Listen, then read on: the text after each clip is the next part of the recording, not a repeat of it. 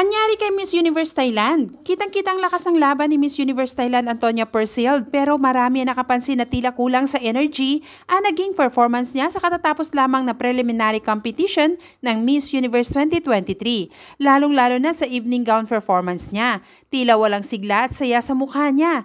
Iniisip ng iba baka nag-play safe lang siya pero may nag-iisip din na baka naramdaman na niyang naligwak siya sa top 10 silver winners ng The Voice for Change. Paano ba naman? Siya yung hindi natitinag sa top 3 na may pinakamaraming online votes kaya naman kumpiyansa na silang makasama siya sa top 10. Ngunit nang tinawag ang top 10, di siya nakasama. Ang online voting kasi ay 50% lamang sa total votes. Still, the 50% ay magmumula sa mga judges. Marahil di lamang ganong kalakas ang kanyang advokasya. Pero yun ba kaya ang rason? Saan happy and dull performance niya sa preliminary? Sana nga lang nagre-reserve siya for the finals.